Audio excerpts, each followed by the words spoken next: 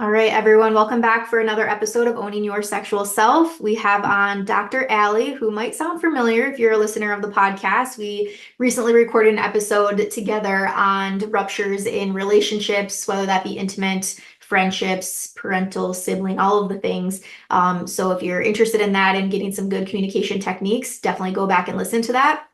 And this episode, we are specifically focusing on affairs, which is a whole different understanding of a rupture in a relationship. And Dr. Allie, you're someone that has worked with couples and navigating through this, and you have some really good information that you want to share with us today on why affairs happen, how to navigate them, how to avoid them even, which some people are like, what? Right? So thank you so much for coming back on the show today. Yeah, it's a joy to be here. Thanks for having me. Absolutely. All right, so let's just dive right into it. Affairs. Let's start probably with the why, right? Why are these a thing? Why do these occur? And especially I think in a world where divorce rate is so high and monogamy is not said to be the norm, I'm using air quotes, in relationships. Some would say affairs are inevitable in a relationship. So I'm excited again to dig into this. So in your take, why? Why do affairs happen? Well, affairs can happen for a lot of reasons. And I think it's important to name an affair doesn't just mean sexually cheating on your spouse or partner. Mhm. Affairs can be emotional as well. Sometimes there's no physical contact at all, but you're breaking your agreements. And affairs can also happen in non-monogamous relationships when you're breaking the agreements that you have set for your relationship. Mhm. And so I think it's important to realize that affairs can look a lot of different ways and that they are incredibly common.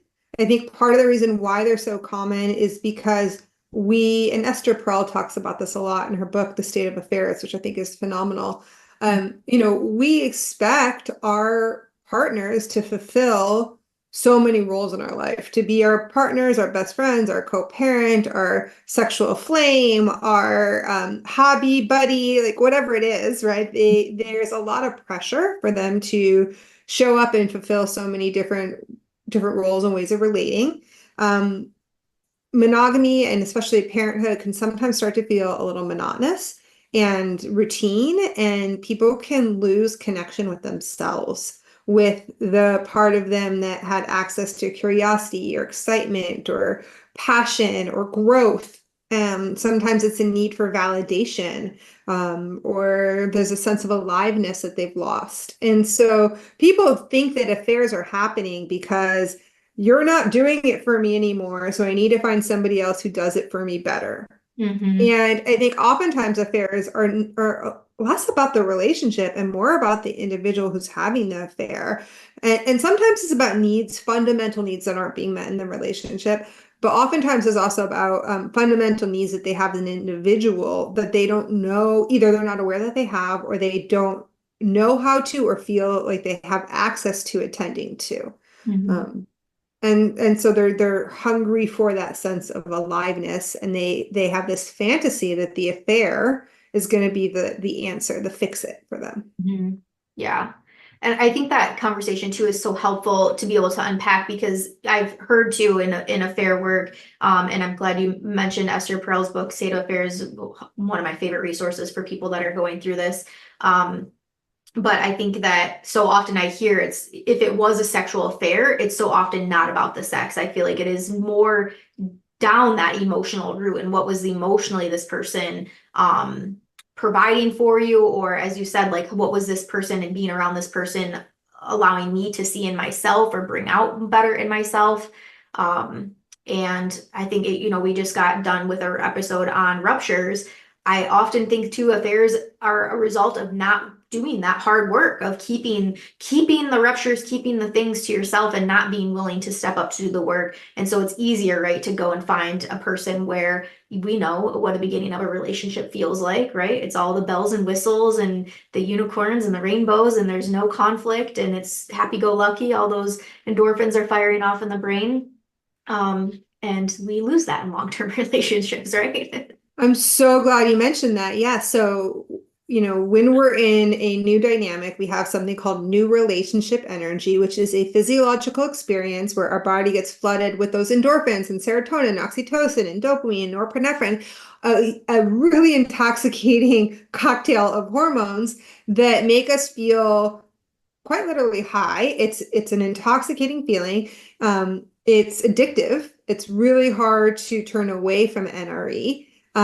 And research shows that it changes brain function a little bit and it makes us less discerning. And so we don't see somebody else's flaws. We don't see through the fantasy of the newness and the shininess of a new relationship. And I think people love that. I love that feeling of NRE, and there's a part of me that misses that, or that craves that intensity, and that in and of itself could be a reason why somebody is seeking out an affair. Yeah, absolutely. And I'm glad that you named that, and even NRE, right? Like this is a true thing that happens like in our body. It's a true physiological experience that people have. Yeah, it's like I get the new shirt, right? And it's the shirt that I want to wear all the time until I go to the store and I'm like, ooh, there's another new shirt that I really like. And now I hardly ever wear the other shirt that I just loved so much a few weeks ago. And I think in timeline too, they say that the NRE can last anywhere from 2 months to 2 years, is my understanding of it. So everyone's timeline on this of, right, sort of when this, I'll use air quotes, like fizzles out, it's very different. But I've had many podcasts around this of like what happens in long-term relationships and why we lose that connection and intimacy and all that. I almost feel like we go into an autopilot unless we're willing, as we talked about in the last episode, unless we're willing to step up and do the work and name this. Hey, I'm feeling disconnected. Hey, our intimate life hasn't been exactly what I want it to be, or I want to improve this because I love you.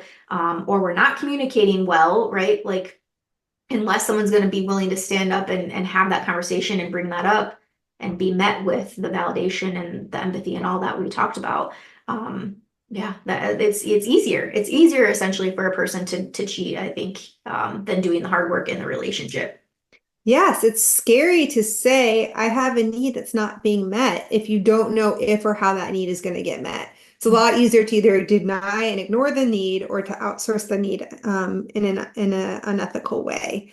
And it's so important to be able to be open about your fantasies and your desires and your fears. And the reality is even if, I mean, I think that something to do as a coach is to help people think more creatively about ways that they can find alignment around differences in desires or needs that they think are incompatible. But I also think simply being able to be open and honest and transparent and having the other person hear you and reassure and empathize, even if they're not able to meet that need, even if a threesome will never be on the table, if you can at least talk about it and feel heard and understood and have the other person not shame you or shut down, but like say, oh, like, yeah, I could really get why that would be hot. And it makes so much sense that you would be craving this. And like that in and of itself can be deeply healing and bonding. And I think people get afraid of the loss of NRE as though something is broken in the relationship, but I like to think of NRE as the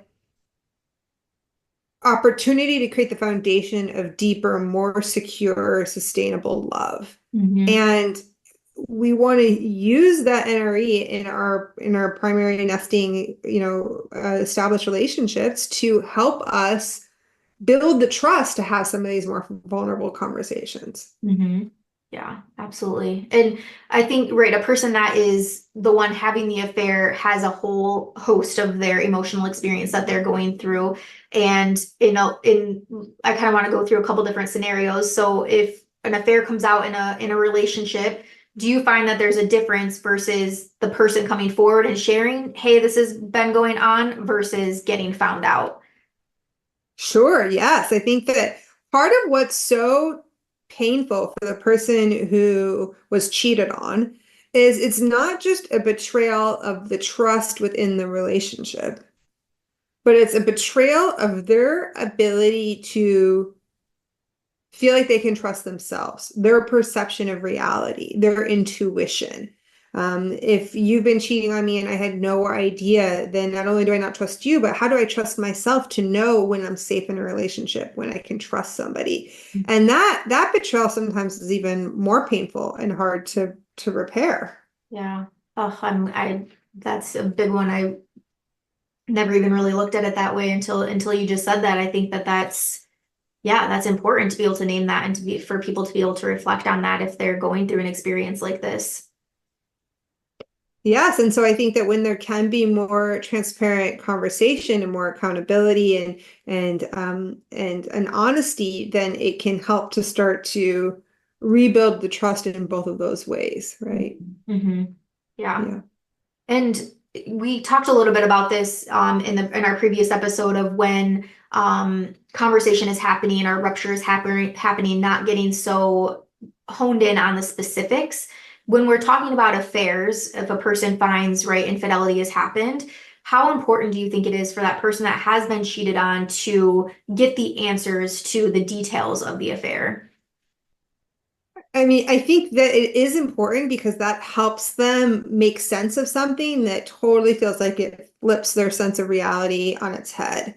Now, of course, I think that there's certain details that aren't going to help anybody. Like, I don't need to know, exactly the nature of how the sex unfolded, but Mhm. I need to know when it happened or how many times it's happened, or certainly was protection used, or how did you feel about it, or what steps did you take to hide it? Or, all of these things can be orienting for somebody who feels so disoriented. Mm-hmm. Yeah. And in a sense where let's say somebody has information or they know they have factual things that they know that affair has occurred and they bring this to a partner and the partner is deny. How do you what how would you navigate that, would you say?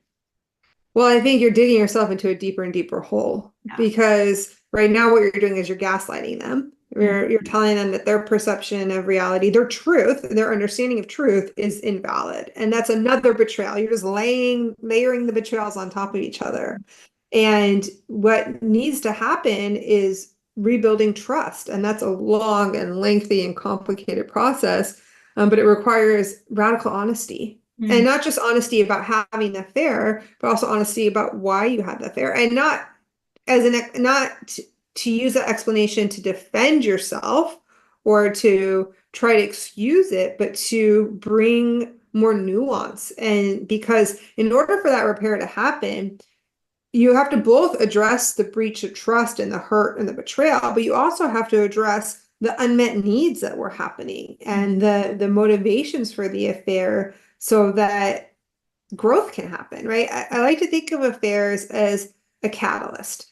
Either a couple is going to end and it's a catalyst for their own individual growth, and the partnership, or they're going to heal. And I oftentimes think of it as you're now having a new relationship. That relationship that you had is done, it's over, and you're crafting and cultivating a new partnership. And that new partnership can be so much more intimate and honest and transparent and growth filled in a way that really can be beautiful to witness on the other end of it. mhm. Yeah, I often say the same thing to people, right? Like old relationship versus new relationship. And I've worked with couples going through affair where they have worked to create something even better than what their previous relationship was, like a relationship, a marriage in some cases where right, like they're doing things that they never even thought would be imaginable because again, they're both willing to step up and do that hard work. But I like that you use like that term of radical honesty. And for the person that had the affair, I find it's like there's some work for them to do, right? As you said, unpacking why this occurred, what was I battling with, what was I challenged by, why did I choose this route? And I think right in this case, also for the person that's been cheated on to be able to have their own individual support throughout that as well. I was right, have a couples person, have two individual people that are all separate. They're not ever the same person, so that I feel like I have a team me, a team you, and a team us. Mm-hmm. hmm Yeah, I do think that that's really important. And I think in my coaching practice, which can be different than traditional therapy, is I will sometimes do individual sessions within the couple, Yeah. because I think it can be really helpful to A, get that individual's attention, but also B, practice saying things without having to filter or without having to be super careful so that you can start to learn how to have more radical honesty in the relationship container as well. Yes, yeah, and same in my practice as well. And I share with clients too. It's not my secret to share. This is right. This is your thing to share, or this is your healing to do. But having privilege of knowing that information, I think it helps us as therapists and coaches to be able to help guide that conversation and create that safe space. And if partner B, right, is going into defensiveness or gaslighting or whatever is coming up. Yeah, we're there, right, to help guide that and make that a better experience. That's exactly right. Yeah. Mm. Well, great. So in our previous conversation, you shared sort of a formula around rupture repair. Would you say that for affairs that it would be similar to that, or do you have specific things that you would mention for people going through affairs to be able to heal and navigate this? Well, I think that repair formula is applicable for sure. I think what's important to note is that for complex ruptures, whether it's an affair or not, sometimes we have to have multiple repair conversations. So it's not just a single repair conversation. And that is always true with affairs. Um, that this is going to be something that you're going to have the repair multiple times in multiple different ways at different time points. Sometimes I've even worked with couples where repairs were years in the past and something comes up. I'm sorry, the affair was years in the past and something comes up and we need to revisit that and repair again in a new way years down the line. And I think to normalize that is really important. And what those repair conversations do is it really helps to have people feel understood and empathized with and get that accountability and reassurance. And what I would say is in the scope of an affair, or not even an affair that has happened, but somebody is flirting with the idea or toying with the idea of having an affair. We need to also address what's happening in the relationship itself that's leading one person to want to have an affair or to have the affair. Mhm. So, sometimes I'm working with couples to help them think about new ways to create novelty and adventure within the relationship, or how do they reignite passion and reinvest in their sexual intimacy, maybe as new desires or role playing or whatever it is that's going to allow themselves to feel that kind of sexual spark again. Oftentimes, it's about helping them invest in their own relationship with themselves, their own independence, their own individuality, so that they can feel that sense of who am I in this relationship? Can I maintain my relationship with myself and with you without having to abandon one for the other? And what are the ways that I can have my own rich world and life that can create some mystery and something to share, something to bring back to the relationship that also creates some novelty and some rediscovery and exploration that can be really helpful in the personal growth and as well as the relational growth. Um, Oftentimes it's helping them create more structures for affirmations and validation and appreciation so that they're not feeling taken for granted, or so that they're getting some of those needs for validation met, which is oftentimes what an affair is at least in part about, just feeling like I still got it, or I'm feeling seen in the ways I want to be seen. Um, and also sometimes it's about really kind of managing unrealistic expectations. What are the ways that we might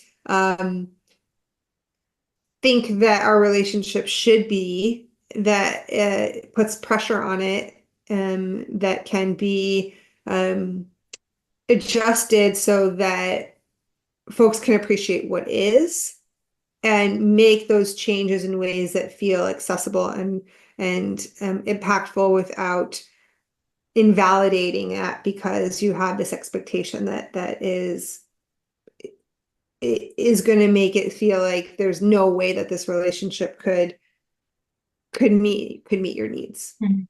Yeah. And would you agree that so if a couple is going through this and one person isn't willing to step in and do the work. I guess more so if it's the person that had the affair, if they're just like, well, it is what it is, you need to get over it, it happened, right? These sort of responses. Um, I'm trying to like formulate what exactly I'm trying to ask here, but I think what I'm trying to ask is, do you notice things, or would you validate when certain things are present in this dynamic? And again, a person is going to do what they're going to do. That's why I'm like, my words are not matching up well here. But essentially, when is it okay for somebody to throw in the towel? When would it be? When would a person be able to identify that I've done what I can, they're not holding up their end, and I need to move on, and it's okay to move on? I love that question.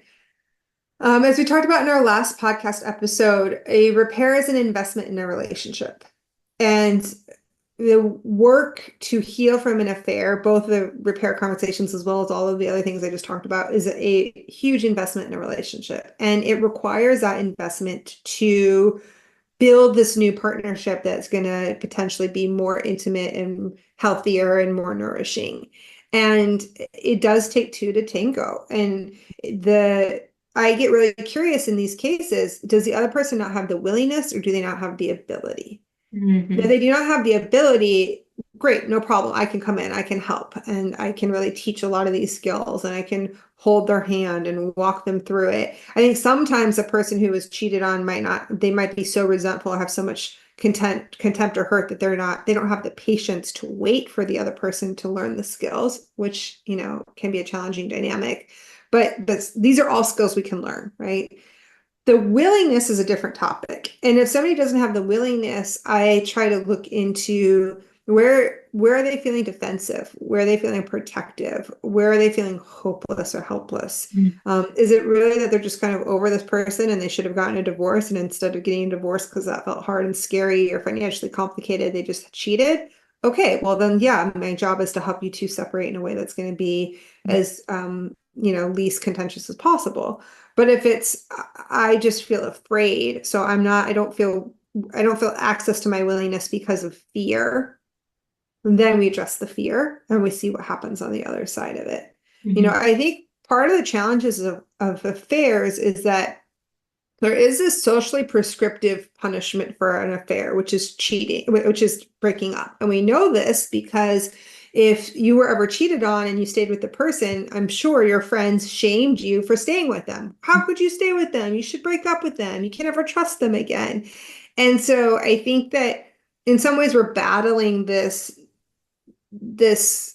idea that we can't heal from affairs, that we can never trust again, that this person, we should toss them out on the street. And Mm-hmm. so I really want to help people realize you don't have to, and you also don't have to stay. You don't have to try to repair. And part of my job is to help both parties really assess their willingness and their ability to do this hard work, realizing both people are going to have to show up for this hard work, and it's not going to happen overnight. It's going to be a lengthy process, and it will get better. But it's not going to happen, in 6 sessions. You'll be totally repaired, and have that rupture and that affair no longer be so a problem at all, right? That's the fantasy. And so part of it is really helping people realize the investment that's required and access their willingness and feel faith in their ability to learn how to do that, and to give permission for that to not be the case if that's not their truth. Mm-hmm. Yeah. And I wanted to touch on, and I'm just kind of reflecting on like my own past relationships. I've always been a serial monogamy dater, long-term relationships my whole life. And I think about, right, a high school relationship that I was in where this guy, cheated on me all the time. I knew about it. I'd get upset. We'd break up. We'd get back together. And I've done my own therapeutic work on this to be able to process, and I have a good understanding of why, but I thought it might be interesting to be able to talk through, right, the differences in that timeline of age, right? Somebody that is young, right, in a high school relationship, either doing the cheating or getting cheated on, and then how does that reflect to them in their adult relationships? Or right, it's a short-term relationship. Let's say, you've just been seeing somebody a couple months, and then you think it's just you and them, they're talking to other people, or right then versus a marriage versus a long-term relationship. Yeah, I'm just curious if you have insight on that or impact on that. Yeah, I think part of what's challenging about being cheated on, especially when we're younger, which I can personally relate to, and especially repeated experiences of being cheated on, is we either or both will start to have poor self-esteem. We start to disbelieve that we have the qualities and the attributes and the desirability that somebody would want to be partnered with us and could commit to us. And so it erodes our sense of self-esteem. I think it also can erode our faith in other people. Mhm. You know, most of I think all of my relationships until my 20s, I had been cheated on. And so took a long time for me to trust that somebody could not cheat on me, Mhm. and to trust that we could have the kind of relationship with radical honesty where we could um, move through the various phases of a relationship together with commitment and with um, yeah, with integrity. And Mhm. so I think that that's part of the healing that needed to happen for me. You know, I'm queer, but I think for me, I was cheated on by men. And so a lot of my work was restoring my faith in masculinity and in men, and not painting all men with the same, you know, paintbrush of like, you know, just incapable of a beautiful partnership. Mhm. Mhm. Yeah. And what would be your take on a phrase that I hear often is once a cheater, always a cheater? What is your belief on that? I don't believe that. I think that there's a lot of growth that can be done if somebody is willing to look at why they cheated, and to look not just about what's happening in the relational dynamic, but what's happening inside, and develop better and healthier coping mechanisms. Then I don't believe once a cheater, always a cheater. I don't think that's true. Um, and what I'll also say is sometimes what happens for couples is they will open up their marriage. They'll open up their relationship and they'll start exploring non-monogamy. Now, I do not ever suggest exploring non-monogamy as a way to fix a relationship that does not feel healthy. It's not a way to fix an affair, but sometimes a opening up the relationship, and that doesn't mean radically open. All of a sudden you have multiple partners and boyfriends and girlfriends. There's so many different kinds of non-monogamy.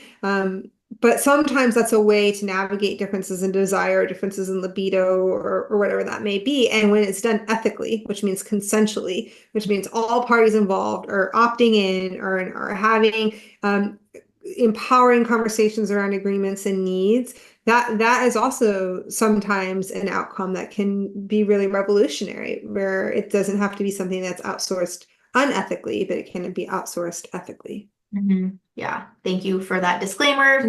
We do not recommend. I'm in the same camp as that. Yes, I think that opening a relationship when the trust and the you have that good, solid, healthy foundation is in place to then open up the relationship. But yeah, as you said, not definitely not a means to repair affair or fix anything or solve any problems. So yeah.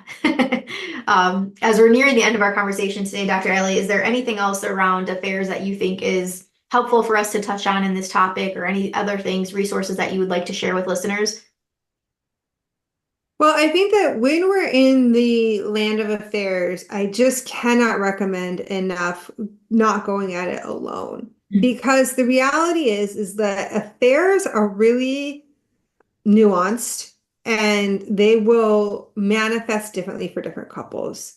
And it's very hard to teach a workshop or course on how to heal from an affair, because what each couple needs is going to be different. And so I think it's really important to seek out a coach or a therapist. I also think that it's really important to use this as an opportunity to reinvest in your relationship, in your emotional intimacy, in your sexual intimacy, in physical affection, in romantic wooing. The course I teach called Sustainable Intimacy, Reignite the Flame for the Long Game, which is for both monogamous and non-monogamous couples, is an incredibly useful resource, because I'm teaching folks both what are the libido blockers, the things that have gotten in the way of them feeling close and intimate, but also what are concrete tools and practices and structures that can help folks learn how to reinvest in the intimacy of their own relationship. And I think that can be a helpful way to um, help folks get more of their needs met from the partnership. Mhm. Mhm. Absolutely. Yeah. And thank you again for sharing those resources for people to check out. And as far as social media, are you present on social media? Please share your website again for listeners to be able to go to find these resources. Yes, you can find me on social media at turnon.love, and that's also my website. And on my website, you can find a wide range of workshops, including one on repairing ruptures in relationships that you can rent from home, live workshops if you happen to be in the Bay Area. I also do virtual online courses and classes, and I have one coming up in January called Sexual and Emotional Intimacy Skills. It's a 2-month course I also teach at Stanford University. And this course is so helpful for individuals as well as couples. And I would also recommend it for folks who are navigating from affairs, because I do a lot of the skill building around how do we have the skills that we need and aren't taught to have healthy and sustainable emotional and sexual intimacy. And so you can go to my website or just go to turnon.love/intimacy. You can see the curriculum and all the reviews. I have a special discount code for this upcoming offering I'm going to share with your listeners. And if you're happening to listen to this podcast and it's not January through March when I teach it live online, you can also rent it on demand, which is always an option. And then you can also find out more about my coaching practice there and how I work with individuals and couples and the wide range of topics I support folks on. And so please feel free to reach out if I can be a support at all. And thank you so much for having me on your show and for geeking out with me and sharing your wisdom. And it's just really wonderful to know that resources like you exist for folks. Yeah, and same. Again, I felt this whole conversation just felt so aligned in the way that we're helping people navigate these things, and it's always refreshing to know again there's people out there that can offer the support. And as you said, right, if somebody going through something like affair or having difficulty with the ruptures in their relationships, there's people out there to support you through that. You don't have to go at it alone. Mm-hmm. Yeah. So thank you. And yeah, again, we're putting a pin on having you come back for a whole different topic, talking about how to eat pussy like a champ. We have to mention that. So definitely, yeah, stay tuned. If you see Dr. Ellie again on the show, that's what we'll be chatting about. It's one of my favorite topics, and I look forward to chatting with you about that sometime soon. Awesome. Thank you.